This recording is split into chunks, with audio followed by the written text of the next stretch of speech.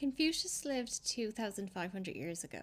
He was a Chinese teacher of ethics. His core idea was society works best when every individual fulfills their role with virtue. Every relationship you have carries duties. You cultivate yourself through the virtue you show your relationships. You become a noble person by practicing duty, by showing up for those around you. You are expected to play roles in the society. The teacher, the parent, the child, the learner. In Confucian society, there are 5 core relationships, bonds. In Chinese, it's called Wu Len. So the parent has duties to the child, but the child also has duties to the parent. They usually come later. The husband has duties to the wife, and the wife has husbands the wife has husbands. The wife has duties to the husband. The emphasis here is on harmony, not domination. The elder sibling has duties to the younger sibling, and the younger sibling has duties to the elder sibling. Older siblings are expected to guide and example and include. Younger are expected to respect and listen. Be patient with your older brother. This applies to friends too. In Confucian society, you have obligations and duties to your friends, and they have obligations to you. But it's not seen like that. It's just the bond. It is just the simple act of showing up and being patient. When it comes to this society, there is an expectation that rulers are expected to govern with justice and lead by example. There's a lot more of an obligation to protect the whole population. And if a ruler abuses his power, the loyalty can dissolve. Heaven's mandate can shift. In return, the subject is expected to be obedient. They are loyal. They believe in the state.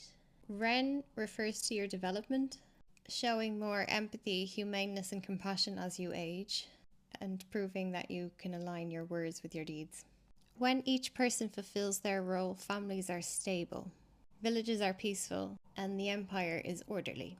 If a parent is failing their duties, a child might lose direction. And if the ruler is failing their duties, it might damage the collective betterment. The moral philosophy at the core of Confucian ethics is Ruja. Ren is your humaneness, compassion, empathy. Yi is doing what's right over what's profitable. Ri is respecting your role, playing your role in society. Qi is wisdom, not being clever or smart, but having a sense of moral judgment, making good decisions. And Qin is your trustworthiness. It's important to speak honestly and keep your word. These are the virtues that coded Chinese society from family to community to rulers. Confucius societies are collective. They're not focused on the individual. The family is the block and society is a wall. Family piety is central. Ancestors are honoured. Children must care for parents. Your responsibilities run downwards and up. And upholding these values is your heritage. It's always been about the collective good over an individual's profit. That is the structure of Chinese society. For so long as the West has had Christianity, this has been the structure of Chinese society. If you try to compare this system to an individualist one built on ideas of individual rights and competitions and freedom, Confucian society was not designed around growth at all costs. Profit is secondary to righteousness. In Confucian society, duty is measured in fulfillment. Your happiness comes when you fulfill your role and build with other people. The capitalist model breeds collapse. Fulfillment has been redefined as consumption and accumulation. The lesson the West refuses to learn about China is that the same system that poisoned this Confucian society with opium is driving climate collapse today.